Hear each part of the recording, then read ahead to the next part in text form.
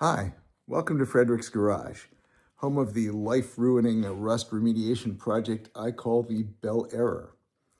Have you ever gotten to the point on your long-term project that you think you see light at the end of the tunnel, only to discover that it's not, in fact, a tunnel, but instead a new rust hole with light shining through? This happened to me just now in a couple body mounts.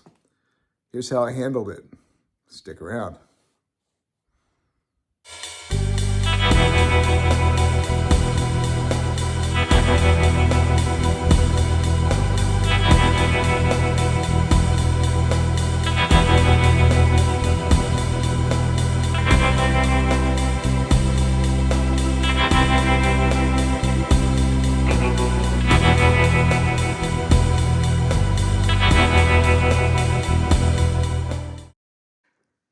A 54 Chevy has 4 body mounts between the front wheel and the rear wheel. There's mount number 1. On this car, mount number 2 was largely missing, so I fabbed one up a long time ago. Mount number 3, which you can't see from this angle, was thought to be good, but subsequently needed some repairs.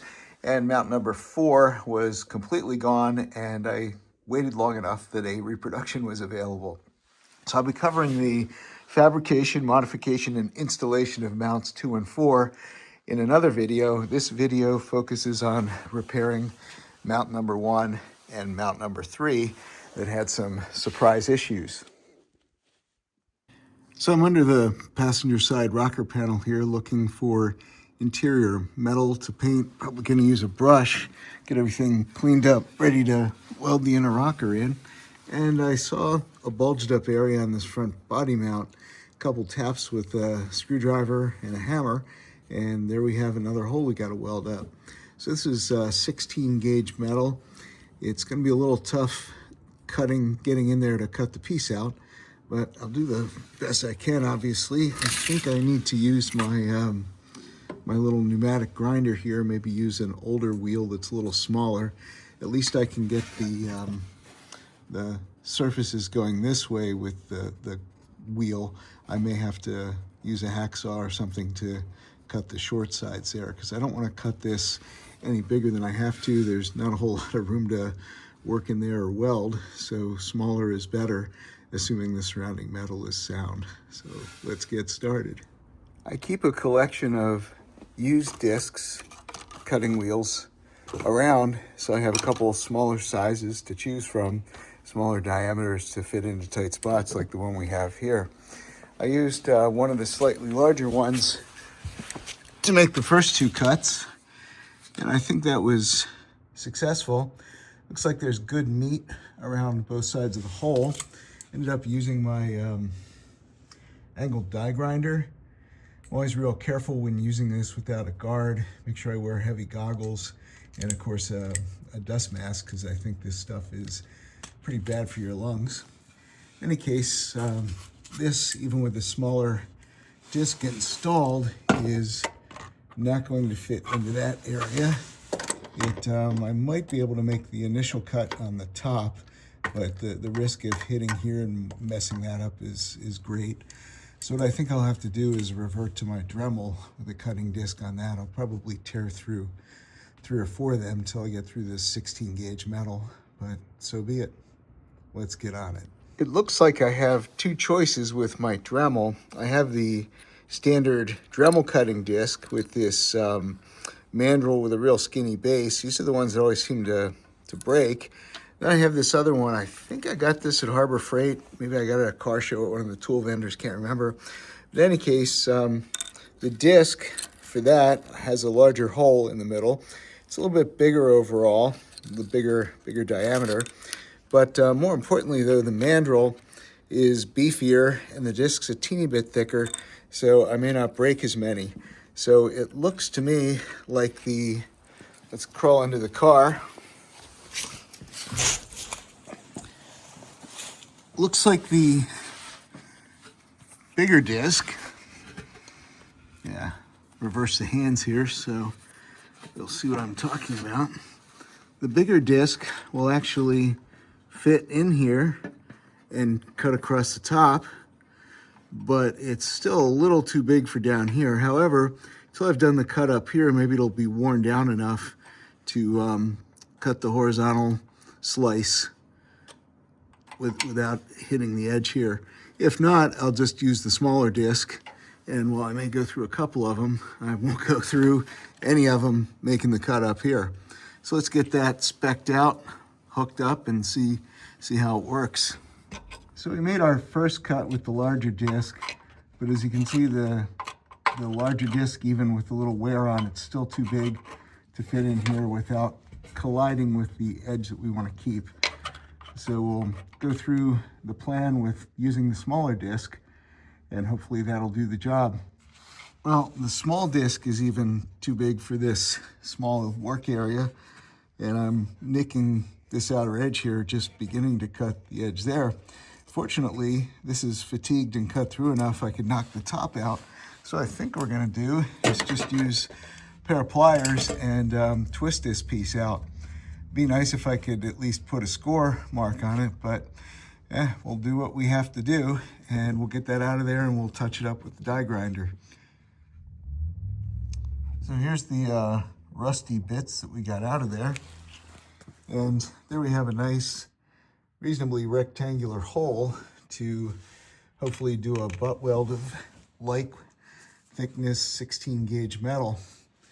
It's a teeny bit thin on this edge right here. Metal's a teeny bit thinner right there, right about here. But I think we're good otherwise. Feels reasonably clean on the inside.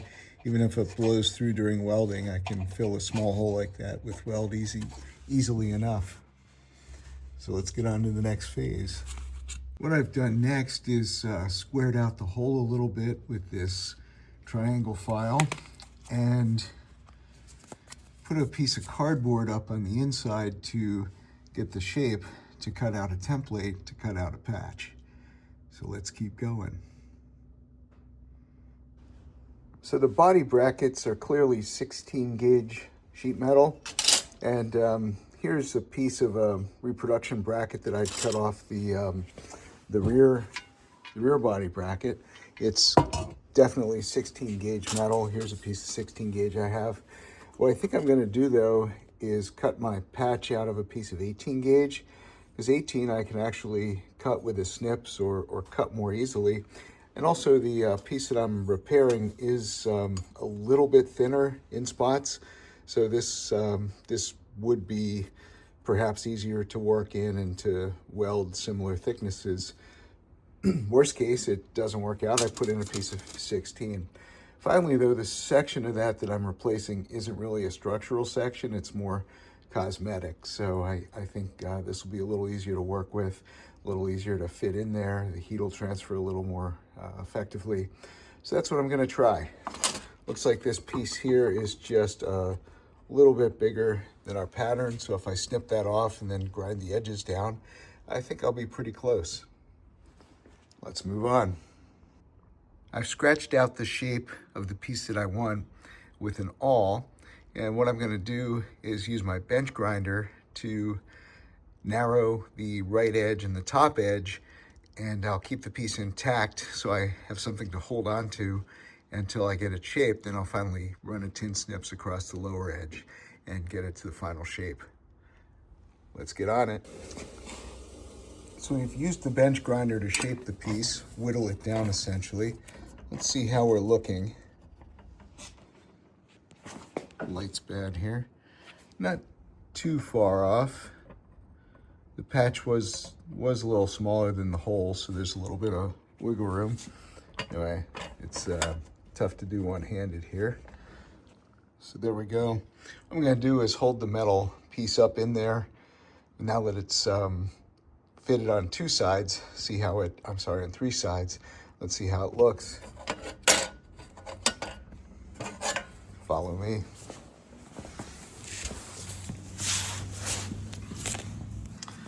Try and film this one-handed again. I don't have a tripod small enough to sit under here. Okay. Well, it fits in pretty good that way. Obviously the piece is hitting down here, so I can't get it exact, but seems like it's close enough that I can potentially cut it off to the planned length and try and fit it in place with a magnet. Let's move on. The nice thing about 18 gauge is you can use tools like a tin snips to cut it. So let's get on this and see how we do. So I'm going to need both hands for this operation. The snips made quick work of that. We've marked it so we'll know what to do with it once we're under the car again. And looks like it's pretty close to the template. Let's crawl under the car and see how close we might be. Got the one-handed Olympics again here. Let's see. What I should do is put a magnet in place behind there. That would probably help. Yeah, looks like it's, well, certainly not too big for the hole. Let's see how it fits once I put a magnet behind it. So I've got the magnet holding the patch in place. It's looking pretty good if I was going for a flush fit, but this tells me the patch is a little too wide on the vertical, and I think it's a little too wide on the horizontal at the bottom. Ideally, you want a gap to do a MIG weld. I could weld over top of this, you know, do a stitch weld across the top, but then until I grind the weld down, it's going to be real thin, or I'm going to have a weld sticking up. In any case, I'll use a vice grips to hold the patch against the benchtop grinder, and we'll trim it down a little bit, try and get that desired gap. So there's our final fitment ready to weld in. The magnet is behind on the bottom.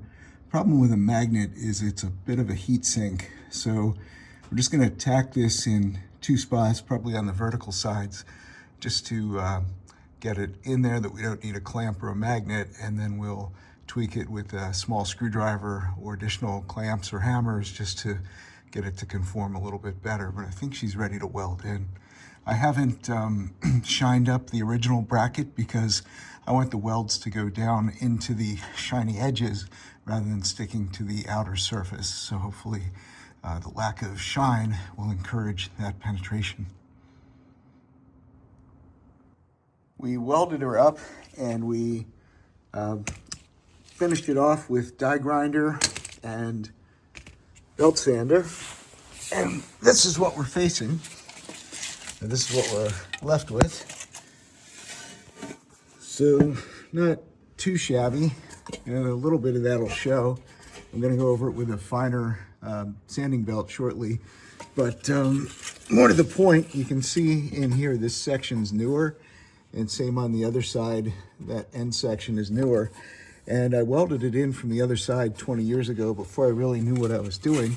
What I think I'm going to do is put a slit back there and run a new bead of weld in and a little bead here, because it does look a little shaky. I think I maybe ground it a little too thin back years ago when I was learning what to do.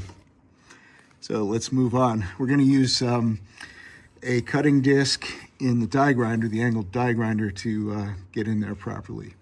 So I wasn't interested in cutting all the way through, but more to create a shiny spot to get the two panels prepared that I can run a weld bead down there on this back side. I'll do the same across the bottom. However, I may have to do that with a hacksaw blade, but one step at a time. We've finished the welding and we've ground it with the die grinder, and then 80, 60, and 120, what is it, 40, 80, 60, and 120 grits on the belt sander.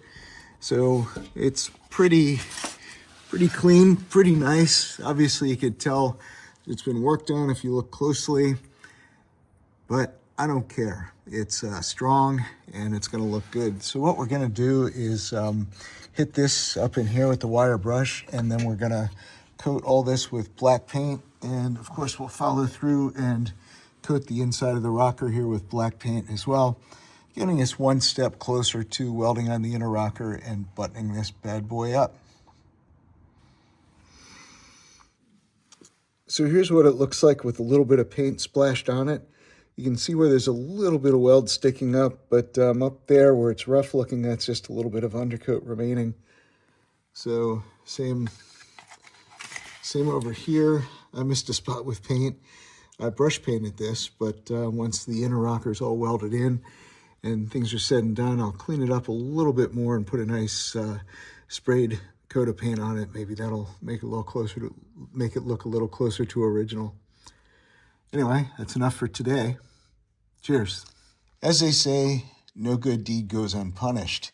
This brace, you can see I fixed some time ago. I think that was about 20 years ago. I thought the other side was okay, but tonight I noticed there was a little bit of a bulge in it. So like a fool, I started hitting it with a hammer, a pointy hammer, and sure enough, it had a rust spot in it. So I didn't film all of that nonsense and the relevant cursing. I have cut it out like the previous brace and cleaned it out using picks and screwdrivers and tapping a screwdriver with a hammer. There's an inner section on this one. I think it's I think that's where the structure is. This is the back of the seat mount. Actually, back of the seat mount goes under this body brace, so it's a fairly structural unit, but the structure is this inner piece. In any case, I'm about to repeat the process. Gonna cut a template, then a patch, you know the rest. So I'll let you know how I make out. One thing that's a little bit different, I can't really get to the back of this to use a magnet or anything to hold it in place on the back side, so it'll be a little interesting to see what I do on the front side only to try and get the patch secured initially. Here we go. I've got myself what I would call the teeny tiny tripod. This sucker is about 5 inches tall and has the phone positioned under the car with me. So let's see if we can use this to show you what I think I'm going to do. I think the only way, or the best way, to get a pattern for this is to do a tape pattern. So let's slop some tape on there.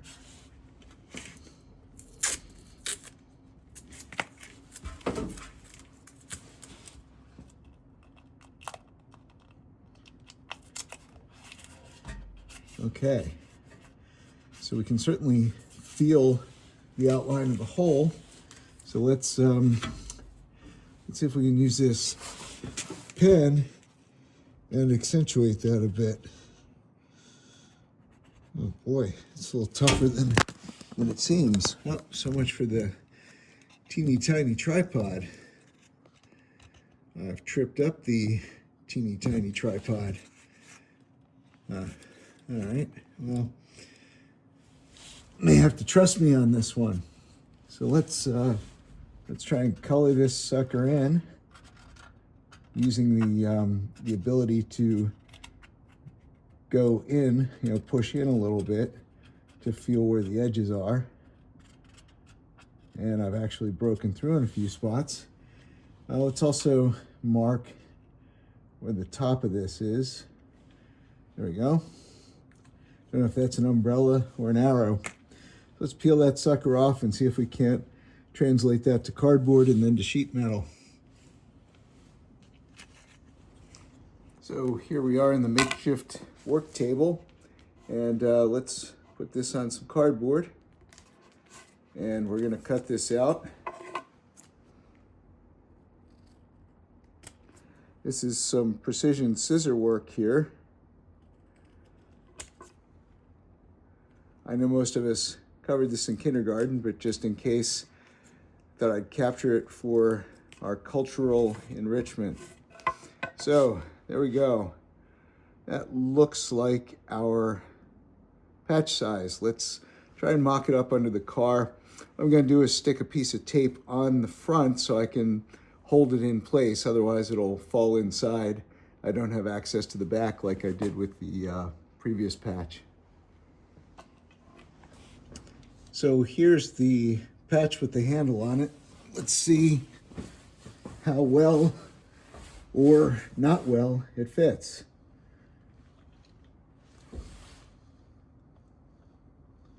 Looks to me like that's pretty good. If I cut on the outer part of that, in other words, make a line on metal, and then cut on the outer part of the line, I think it will be a reasonably good size. Let's bring up the teeny tiny tripod and see what we can do here. My hand's blocking it. You'll have to trust me on this. And like the other patch, we're gonna make this one out of 18 gauge steel. It'll cut nicely with tin snips, and I can trim it down effectively. And frankly, I think the thickness is close enough, especially since we're putting it flush on the outside, even if it is a little thinner. And that part of the body mount isn't a structural repair. The body mount itself is structural, but just filling a hole in the side doesn't do a whole heck of a lot structurally. So let's scribe this with our scratch-all.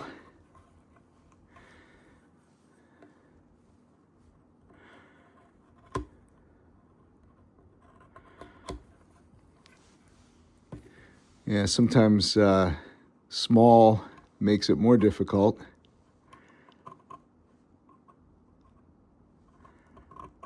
And let's get across the top there.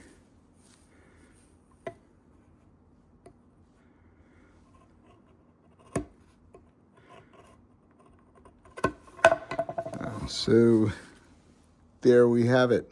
We've specced out our patch. Let's get on to trimming it, cutting it out and trimming it down. I'm gonna have to weld a tang onto it so I can hold onto it to locate it without it falling in.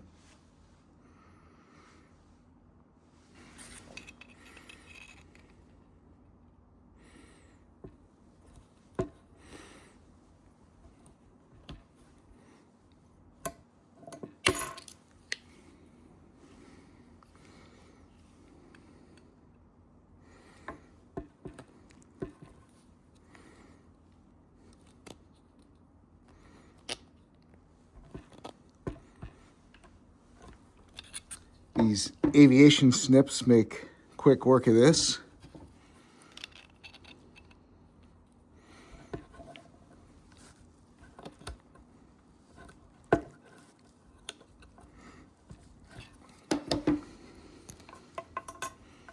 So there's our patch. The edge curled a little bit. I think a little trip to the vise will correct that. And here we are. We're just about right, maybe a hint oversized, but we have the vice grips that we can hold this against the bench grinder with and trim it down as needed. So let's see if we can't weld a tang on there and help size it up on the body mount itself. Well, rather than weld something on right away, I thought I'd try this little magnetic telescoping tool I have. And of course my hand's in the way. Let's switch this up. There we go. So it looks like our magnet's not helping. Looks like our patch is pretty close. Might just take a little off the thinnest edge there, or the shortest edge, just to give me a little more welding room. What I'll probably do is hold it in place with magnets and to weld as well. If need be, I'll weld a wire on to hold it, to weld it in place. But I think I might have enough room to put a small magnet or so in there. So let's get this trimmed down a little bit and try it again. So let's get started on this precision grinding process, shall we?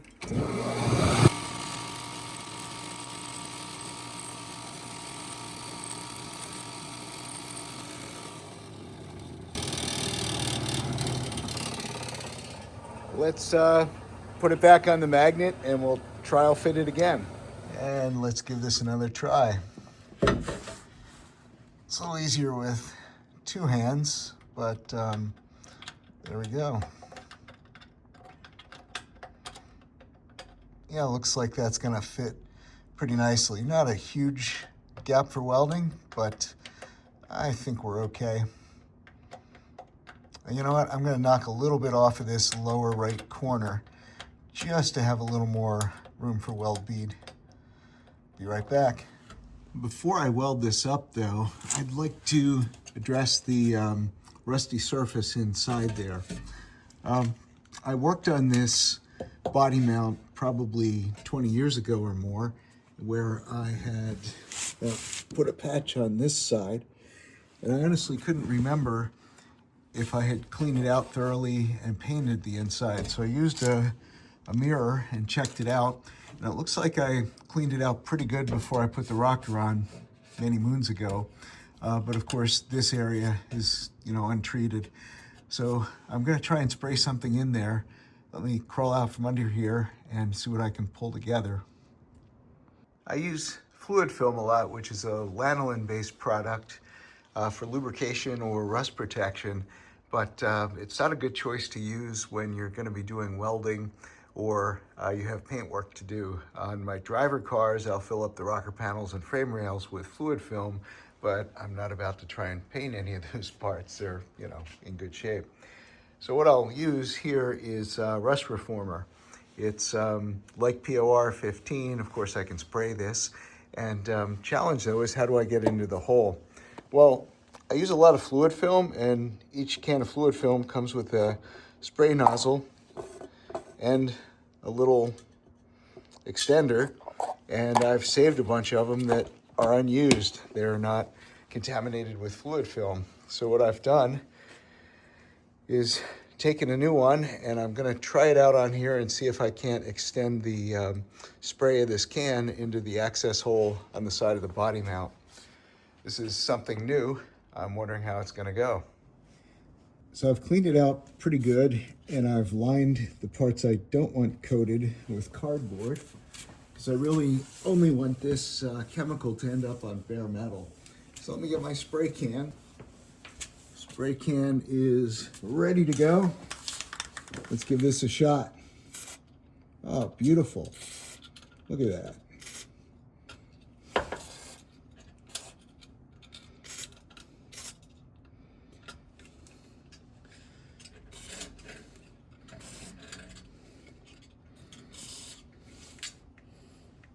Okay. Oop. Get a little more on this side. Let's send it back in here a little bit.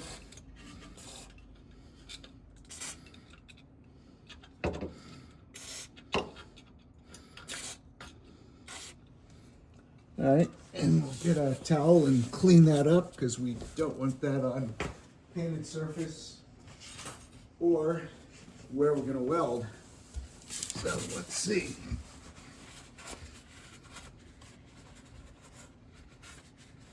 Okay, nice.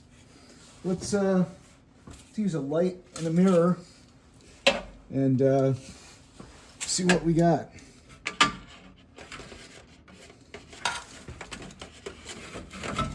Nice shot of the back of my head there. All right, I'm gonna try and get this inner lip a little bit more, maybe get the other side a little bit more. So let's see if we can't get that up in there.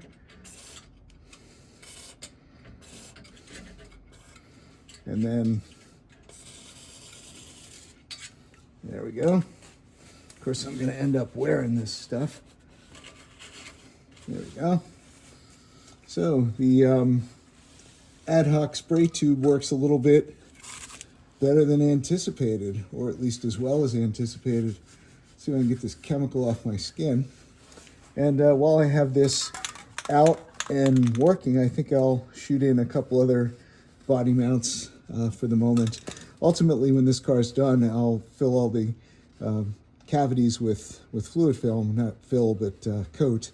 But, for now, we're just worrying about what we need to weld up. So we've got our patch held in there with the magnets that'll be staying for the welding, or at least the initial tacking. And we'll set the phone down on the teeny tiny tripod and see if it will allow you to watch me weld it in. If not, well, so be it.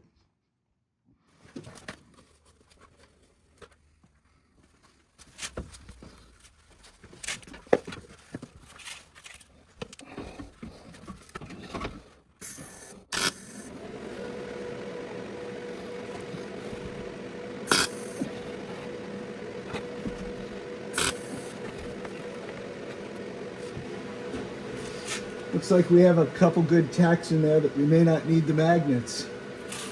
Don't know if that showed up, but that's what it looks like to me.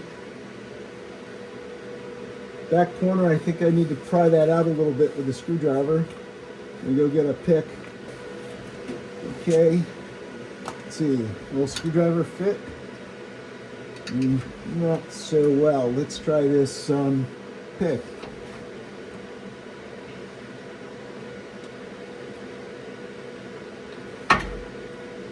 Yeah, I'm able to lever it out a little bit with the pick. See how the lower corner is.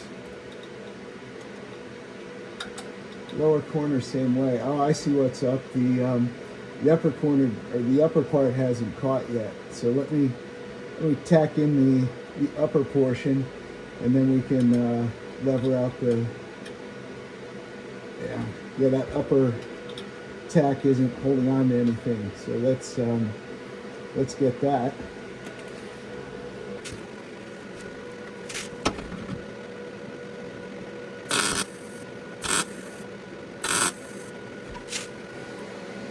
Yeah, that's more like it.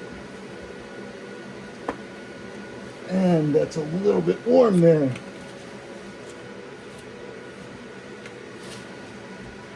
pull this up with the pick.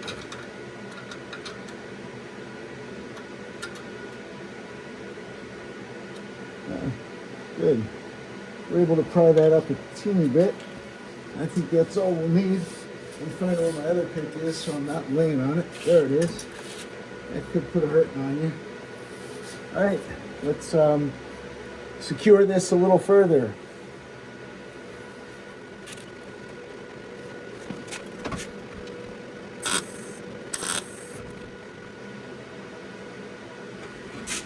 And let's go for this lower corner.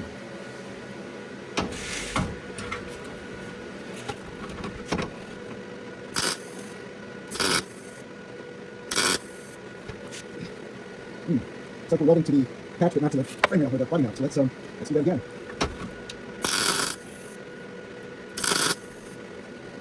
Okay, got one good one on there.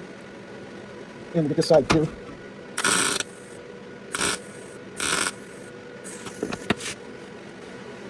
Looks like we're burning some holes into the body mount a little bit. Probably the rust was a little bigger than we thought. I don't think it's so critical that we can't fill it with weld. What I will do though is I'll grind things smooth and get myself in there a little bit better. Maybe I'll even use a drill to round out the holes where it's a little bit thin. So let's get some tools and bring this to the next stage.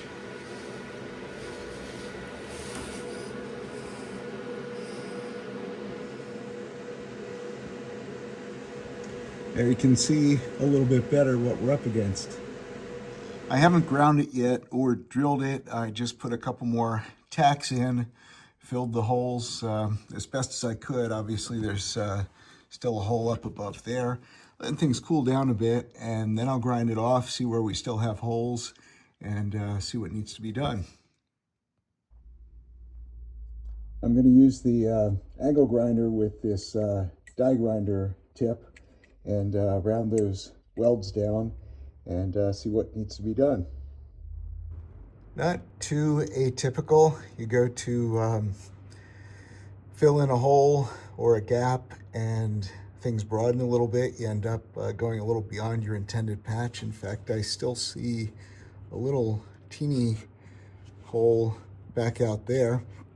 So we'll grind smooth once again, or I can't say grind smooth. We're going to knock down the welds with the die grinder, and we'll touch up that little spot, and hopefully that's it. Not the first time the patch has crept out to be a little bit bigger than planned. Of course, if I could get to the back of it or the inside of it, I might have had a little bit less of a surprise, but it is what it is. Let's go. These are the little metal filings I'm speaking of. Not sure if they show up on camera too much. And here's a nice collection of them on the cardboard. So they're the things that'll really bite into your skin if you let them. Let me run the vacuum. Oh, sorry. Here we are. Here's what it looks like roughed down with the die grinder. Looks like we have a nice shiny spot where that hole was to poke a weld. What I'll do is I'll get a light and run it up from the inside as best I can to see if I see any pinholes. And otherwise, looks like we only have one spot to do a touch-up weld on. I put a second light up in here to help spot the weld area a little bit better. And I've put a couple extra tacks in where I would call the weld crotches. That's where two previous welds meet, and as you grind down you see a little bit of a seam or valley. So just a little preemptive buildup there. We're gonna hit it with the die grinder again, and if we don't have more pinholes or concerns, then we'll vacuum, of course, and follow up with the belt sander for finishing work. I use the belt sander in such tight spaces, otherwise I just use a sanding disc on a drill or on an angle grinder. Die grinder. So it looks pretty nice, but unfortunately there's one pinhole down in this lower corner. Let me shine the light in there and see if you can see. Light up in there. There you go. See a little pinhole in the lower left? The bane of my existence. So here we are, pinhole marked. Even have a little arrowhead pointing to it. So let's grab the welder and get on it. There's our tack. Let's repeat the process. Die grinder next. So here's how we're looking after we've used the die grinder on that last bead, and then we've used the belt sander on 80, 60, and then 120 grit. So it's not that you can't tell it was worked on, but everything's fairly flush.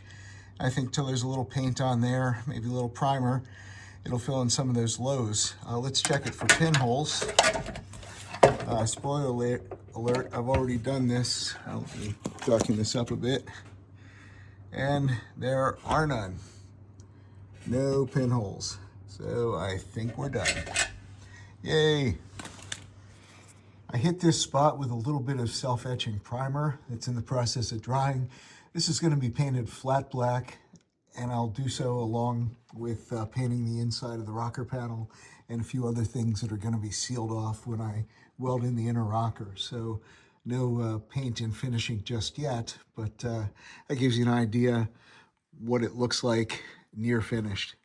So we'll call it here and on to bigger and better things. Cheers.